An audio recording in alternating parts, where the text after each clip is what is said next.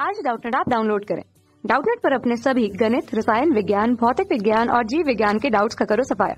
बस प्रश्न की फोटो खींचो, एक ही प्रश्न को क्रॉप करो और तुरंत वीडियो सोल्यूशन पाओ। अभी डाउनलोड करें। हेलो दोस्तों, क्वेश्चन दे रखा है कि एक आयताकार कुंडली है जिसपे नेट बल हमें बताना क्या होगा। ठीक है, तो दे क्या रखा है कि ये जो तार है दोस्तों, ठीक है, इस 2 एम्पियर की जो तार है दोस्तों, ये तार के पास क्या दे रखा है दोस्तों, एक आयताकार कुंडली दे रखी है। ठीक है, तो इस तार की वजह से इस पे चुंबकीय क्षेत्र हो जाएगा दोस्तों, और इस तार में धारा बह रही है, इस कारण से इसमें एक बल लगेगा। ठीक है, तो उस बल का मान हमें बताना है। ठीक है, ऑप्शन दे रखा है दोस्तों, ऑप्शन नंबर ए, बी, सी और डी। बताना इसमें से कौन सा ऑप्शन सही होगा। ठीक है, तो पहले हम बात कर लेते हैं दोस्तों, जब दो धारावाही समांतर चालक तार हो, ठीक है, तब जो बल होता है दोस्तों, याद रखिएगा दोस्तों, क्या मैंने बोला, जब दो धारावाही समांतर चालक तार हो, ठीक है, मतलब ये दोनों क्या है, समांतर है। ठीक है, तब जो बल होता है लगने वाला, वह क्या होता है, वह होता है दोस्तों म्यू नॉट अपॉन 4 पाए, और होता है 2 गुणा I1 I2 अपॉन R। ठीक है दोस्तों, और साथ ही उस तार की लंबाई भी होती है L। ठीक है दोस्तों,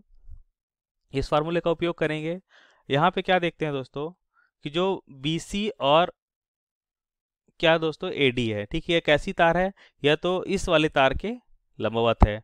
ठीक है, तो इसके लिए हम क्या देखते हैं दोस्तों, इसके लिए हम देखते हैं कि इस वाले चालक तार की वजह से क्या हो जाएगा, इस पे चुंबकीय क्षेत्र आएगा, जो कैसा आएगा दोस्तों, अंदर की ओर आएगा। ये पूरे सभी जगह दोस्तों चुंबकीय क्षेत्र में इस तार की वजह से अंदर की ओर प्राप्त होता है। ठीक है, और हम जानते हैं दोस्तों कि अगर हम क्या करें दोस्तों, दाएं हाथ के अंगूठे को क्या करें दोस्तों, धारा की दिशा में रखते हैं, और चारों उंगलियों को हम इस तार वाली दिशा में या इस दूरी में रखें, तो जो हथेली होता है हमें अंदर की ओर दिखाई देता है। इसका मतलब जो इसकी दिशा है दोस्तों, लंबवत अंदर की ओर होगी। ठीक है, तो यहां से हमने यह देखा।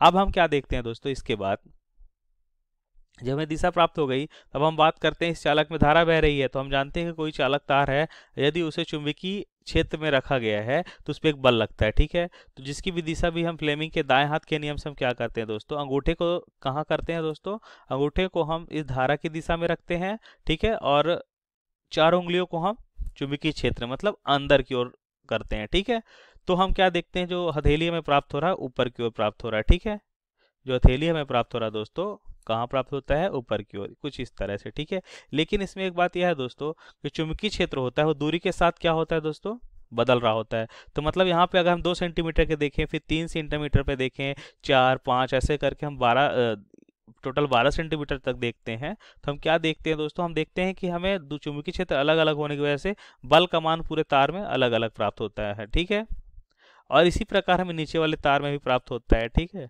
इसी प्रकार हमें नीचे वाले तार में प्राप्त होता है, तो ये एक दूसरे को कैंसिल कर देते हैं। ठीक है, तो हम क्या देखते हैं कि जो बल होता है किस वाले तार में दोस्तों, BC और AD, ठीक है, इनमें क्या हो जाता है, शून्य हो जाता है। ठीक है, लेकिन BA और CD में शून्य नहीं होता है, इसलिए क्योंकि यह इस तार से यहाँ तक की दूरी अगर देखें तो 2 सेंटीमीटर है, इसमें भी 2 सेंटीमीटर यहाँ से। ठीक है, इस वाले तार के लिए देखें, टोटल दूरी B से C 10 सेंटीमीटर दे रखा है, और ये यहाँ से यहाँ कितना दे रखा है दोस्तों, थोड़ा सा इसको साफ कर लेते हैं यहाँ पे। ठीक है दोस्तों, ये तो हम क्या देखते हैं, हम देखते हैं कि जो तार है हमारा CD, ये कितनी दूरी पे रखा है, दूसरे 2 एम्पियर वाले तार से 12 सेंटीमीटर दूरी पे रखा है। ठीक है, तो ये C पे और D से किसी बिंदु पे देखें, सभी जगह दूरी समान होने के कारण बल समान लगेगा इस तार में। ठीक है, लेकिन इसमें दूरी क्या है, इस वाले तार से बदल रही है, इस कारण से इसमें बल अलग अलग लग रहा था। ठीक है, और नीचे भी उसी दूरी के समान लग रहा था, इसलिए दोनों कैंसिल हो गए। ठीक है, लेकिन इसमें क्या दोस्तों, अलग अलग बल प्राप्त होगा। क्यों, क्योंकि इस तार से इस तार के बीच की दूरी B से A के सभी बिंदुओं पे एक ही रहेगी, इस कारण से एक बल प्राप्त होगा, और यहाँ पे एक दूसरा लेकिन एक समान बल प्राप्त होगा। ठीक है दोस्तों, तो कुल बल जो प्राप्त होगा वो हमारा BA और CD की वजह से प्राप्त होगा। ठीक है, तो यहाँ पे लिखेंगे दोस्तों हम कुल एक्सटर्नल बल, या इसको कुल बल भी लिख सकते हैं। जो कुल बल होगा दोस्तों वह हो जाएगा हमारा, देखिए इस पे लगने वाला बल F1 है और इस पे लगने वाला बल F2 है। लेकिन अब इसकी दिशा की बात कर लेते हैं दोस्तों, क्योंकि बल तो हमारा सदिश राशि है, तो दिशा क्या करेंगे दोस्तों, दिशा कैसे निकालते हैं, इसके लिए हम क्या करते हैं कि यदि हम क्या करें कि फ्लेमिंग के दाएं हाथ के नियम के अनुसार यदि हम इस पे चुंबकीय क्षेत्र अंदर की ओर है दोस्तों, ठीक है, तो धारा की दिशा में अंगूठे रखते हैं, चारों उंगलियों को अंदर की ओर रखते हैं, तो हथेली जो हमारा दोस्तों कुछ इस दिशा में दिखाई देता है। ठीक है, इसे हम बोलते हैं F1। इसी प्रकार इसमें हमें हथेली कुछ इस दिशा में दिखाई देता है, इसे बोलते हैं F2। ठीक है, तो यहाँ पे देखिए एक हमारा इस दिशा में है, एक हमारा उसके विपरीत दिशा में, तो एक को माइनस ले लेते हैं, इसको माइनस ले लिए। ठीक है, अब इस फार्मूले का उपयोग करते हैं, तो जो कुल बल हो जाएगा दोस्तों, आप एक्सटर्नल का मतलब यही होता है बाहरी बल। ठीक है, कुल बाहरी बल जो हो जाएगा वह प्राप्त हो जाएगा दोस्तों।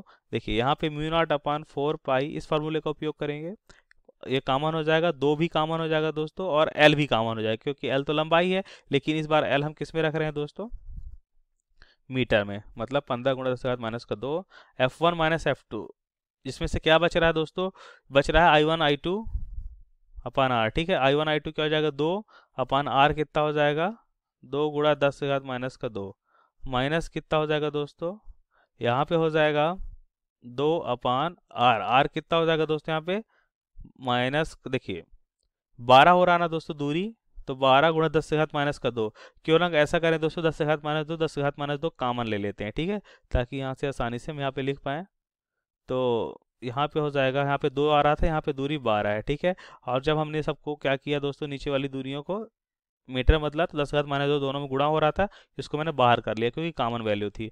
जो वैल्यू बच रही है उन्हें लिख लेते हैं दोस्तों, यहाँ पे 1 आएगा, और ये कट के कितना जाएगा दोस्तों, 6 हो जाएगा। ठीक है, ये तो हो गया 10⁻7, जो वैल्यू बच रही है लिख लेते हैं 2, इधर बच रहा कितना 15, और 10⁻², 10⁻² कैंसिल हो जाएगा दोस्तों।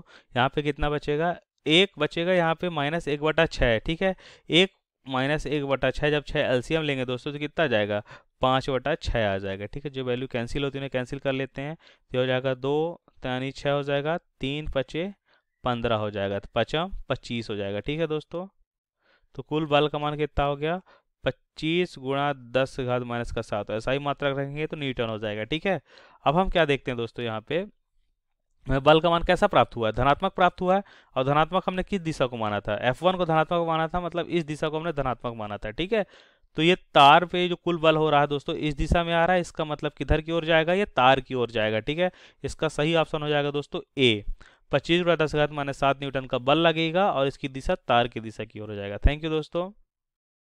कक्षा 6वीं से 12वीं से लेकर नीट, IIT, JEE वो एडवांस के लेवल तक 1 करोड़ से ज्यादा छात्रों का भरोसा। आज ही डाउनलोड करें डाउटनेट ऐप या व्हाट्सएप करें अपने सारे डाउट्स 8400 400 400 पर।